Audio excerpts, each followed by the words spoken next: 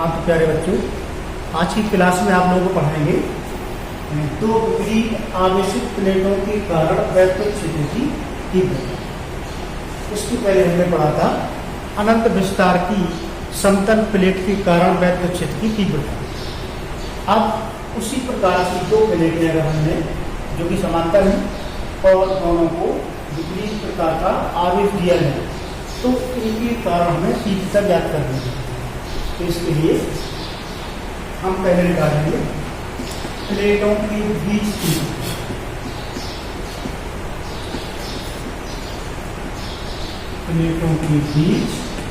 तीव्रता।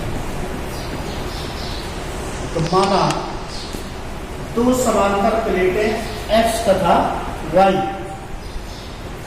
जिन्हें धन व ऋण आवेश से आवेशित किया गया है और इन प्लेटों पर आवेश का पृष्ठ घनत्व सिग्मा है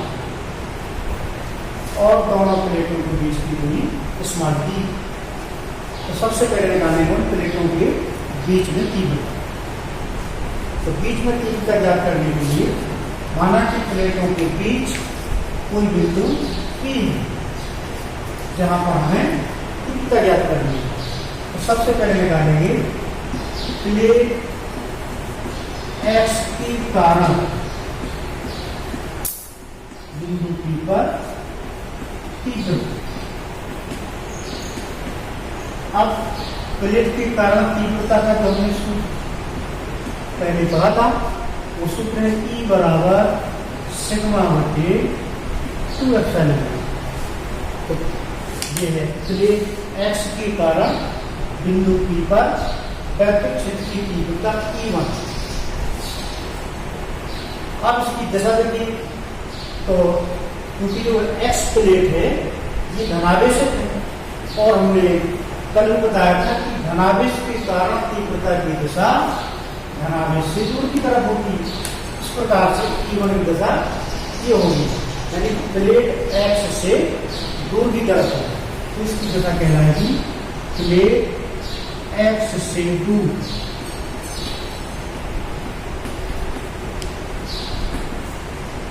इसी प्रकार प्लेट Y के कारण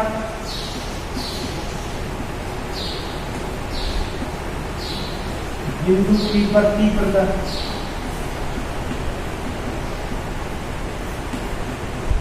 E2 बराबर, तो इसका भी सूत्र वही होगा सिग्मा बटे 2 एप्सिलॉन। परंतु अब ये प्लेट कैसी है, धनावेशित है तो ऋण आवेश के कारण तीव्रता की दिशा आवेश की ओर होती है। इस प्रकार से E2 की दिशा इसी प्लेट Y की ओर हो जाएगी। इसकी दिशा हो जाएगी प्लेट Y की ओर।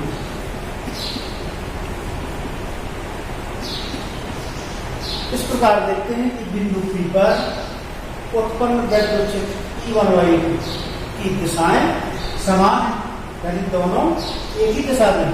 जब एक ही दिशा में होंगे तो इनका परिणामी मान इनकी योग की बराबर हो जाएगा। अतः बिंदु P पर परिणामी तीव्रता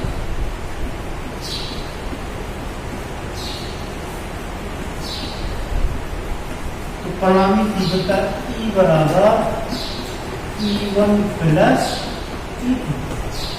E1 का मान रखा सिग्मा बटे 2 एप्सिलॉन 0, इसका मान भी सिग्मा बटे 2 एप्सिलॉन 0। तो दोनों को जब हम जोड़ेंगे तो E बराबर हो जाएगा सिग्मा बटे एप्सिलॉन 0।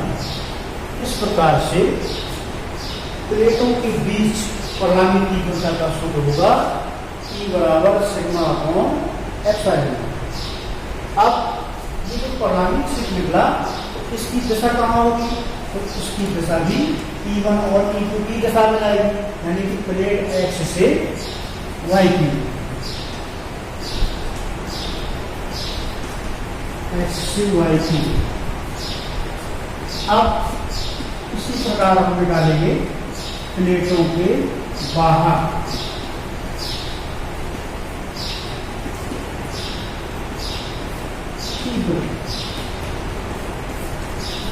तो प्लेटों के बाहर की दिशा, तो माना कि प्लेटों के बाहर कोई बिंदु क्यू है, तो सबसे पहले हम प्लेट एक्स के कारण यानी कि धनावेशित प्लेट के कारण तीव्रता निकालें E1। तो प्लेट एक्स के कारण तीव्रता E1 बराबर प्लस वही होगा सिग्मा बटे 2 लेकिन दिशा धनावेशित प्लेट से दूर की ओर अर्थात एक्स से दूर, प्लेट एक्स से दूर की ओर। इसी प्रकार प्लेट वाई के कारण तीव्रता E2 बराबर सिग्मा बटे 2 लेकिन अब ये प्लेट कैसी है, ऋणावेशित है, तो ऋणावेशित प्लेट के कारण तीव्रता आवेश की ओर होगी यानी कि प्लेट वाई की ओर। तो E2 का मान सिग्मा बटे 2 लेकिन दशा कैसी है, प्लेट वाई की ओर, ऋणावेश की ओर। इस प्रकार देखते हैं कि बिंदु Q पर E1 व E2 परस्पर कितनी दिशाओं में है, तो दिशा विपरीत होने के कारण अब हम बिंदु Q पर जो परिणामी तीव्रता निकालेंगे। परिणामी तीव्रता कितनी होगी, जब दिशा विपरीत होगी तो परिणामी तीव्रता उनके अंतर के बराबर E1 माइनस E1 का मान सिग्मा बटे 2 माइनस सिग्मा बटे 2। इस प्रकार से एक पॉजिटिव एक नेगेटिव परिणामी तीव्रता का मान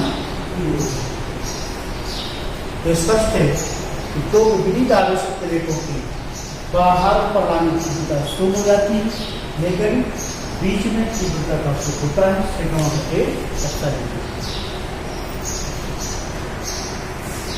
1 का।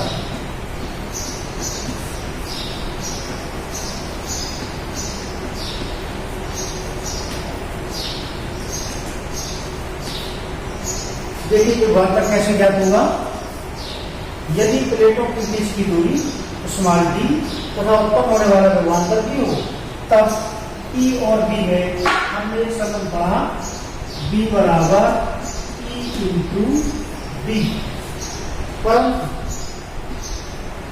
प्लेटों के बीच जो परिणामी तीव्रता ले जाती उसका मान कितना है, E बराबर सिग्मा बटे एप्सिलॉन। E का मान ले लेंगे सिग्मा बटे एप्सिलॉन। इस प्रकार से B बराबर हो जाएगा सिग्मा बटे एप्सिलॉन इंटू इस मान, तो ये कहलाएगा प्लेटों के बीच विभवांतर का। तो ये था विपरीत आवेशित प्लेटों की तीव्रता का सूत्र। अब हम इसमें एक छोटा सा प्रभाव पढ़ेंगे। वैक्टर क्षेत्र में आवेशित कण के भार का संतुलन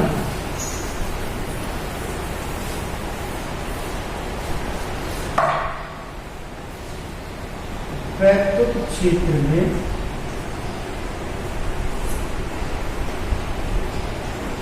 आवेशित कण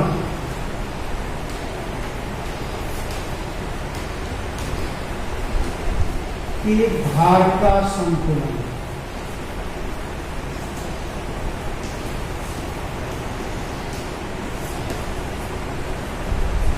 तो इसके लिए पहले हम वैद्युत क्षेत्र उत्पन्न करने के लिए दो प्लेटें लेंगे जिसमें एक को धनावेशित कर देंगे और दूसरी को ऋणावेशित कर देंगे। जब विपरीत आवेश हो जाएगा तो निश्चित है कि इनके बीच में परिणामी तीव्रता उत्पन्न होगी। अब उस परिणामी क्षेत्र के अंदर अगर हम कोई आवेशित कण को रखें तो देखना है कि उसका संतुलन किस प्रकार से होगा। तो माना दो समांतर प्लेटें जिन्हें क्रमशः प्लस व माइनस आवेशों से आवेशित किया गया है।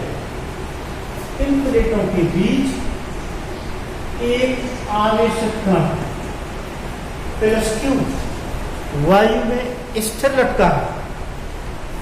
तो अब हम देखेंगे निचली प्लेट धनावेशित, ऊपरी प्लेट ऋणावेशित। जो वैद्युत क्षेत्र पैदा हुआ धनावेश से दूर और ऋणावेश की ओर, अर्थात वैद्युत क्षेत्र की दिशा धन प्लेट से ऋण प्लेट की ओर। तो वैद्युत क्षेत्र इस प्रकार से होगा। तो अब देखते हैं कि इस कण पर दो बल कार्य करेंगे। पहला, क्योंकि आवेशित कण वैद्युत क्षेत्र ई के अंदर, तो वैद्युत क्षेत्र ई के कारण लगने वाला बल F बराबर Q इंटू E, कितना वैद्युत बल कार्य करेगा। तो ये सूत्र कहां से आया? वैद्युत क्षेत्र की तीव्रता का सूत्र आपने पढ़ा होगा, E बराबर F बटे Q।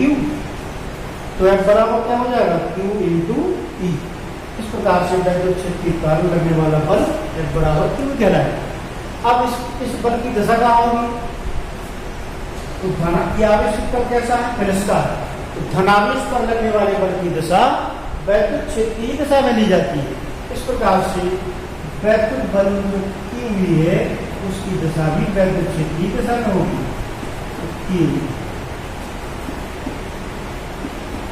की दिशा। अब चूंकि इस कण का द्रव्यमान m है, अतः इसका भार भी होगा। तो भार कितना लगेगा? भार होगा इसका mg।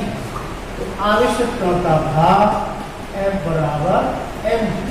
तो भार की दिशा सदैव कहाँ होती है? ऊर्ध्वाधर नीचे की ओर।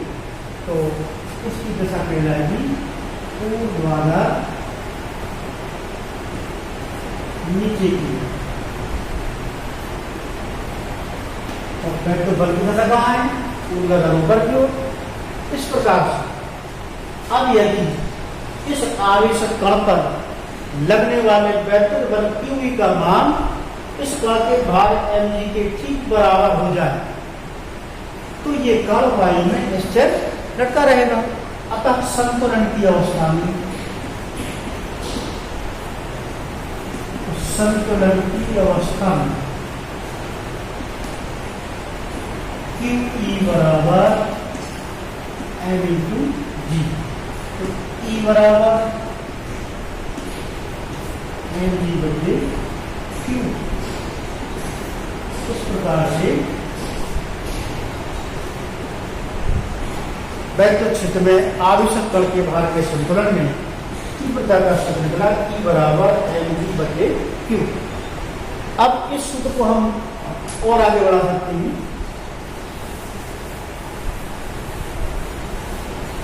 अगर आवेशित कण में इलेक्ट्रॉनों की संख्या n मान ली जाए, तो हमने पढ़ा कि Q बराबर n ही होता है, जहां पर E एक इलेक्ट्रॉन का आवेश कहलाएगा। इसलिए E बराबर mg बटे n। तो न्यूमेरिकल लगाते समय अगर इलेक्ट्रॉनों की संख्या दी जाए तो हम इस सूत्र का प्रयोग करेंगे। अब यदि आवेशित कण का द्रव्यमान m हो तथा कण के पदार्थ का घनत्व ρ हो, तब इसका द्रव्यमान m बराबर, द्रव्यमान बराबर आयतन गुणा घनत्व होता है। तो द्रव्यमान बराबर आयतन गुणा घनत्व। अब आयतन का सूत्र क्या होगा? कण कैसा है? क्योंकि कण गोलाकार, तो गोले का आयतन 4/3 पाई r की। घनत्व क्या माना हमने? ρ। इस प्रकार से द्रव्यमान m का मान ये रख सकते हैं। इसलिए E बराबर mg बटे m का मान रखा 4/3 pi r cube into ρ into g और अपॉन में n इंटू E। तो इस सूत्र का हम प्रयोग करेंगे जब आवेशित कण की त्रिज्या व कण के पदार्थ का घनत्व दिया जाए। इस प्रकार से E का मान सूत्र क्या होगा। तो प्यारे बच्चों, ये गॉस की प्रेम का चैप्टर आज समाप्त होता है।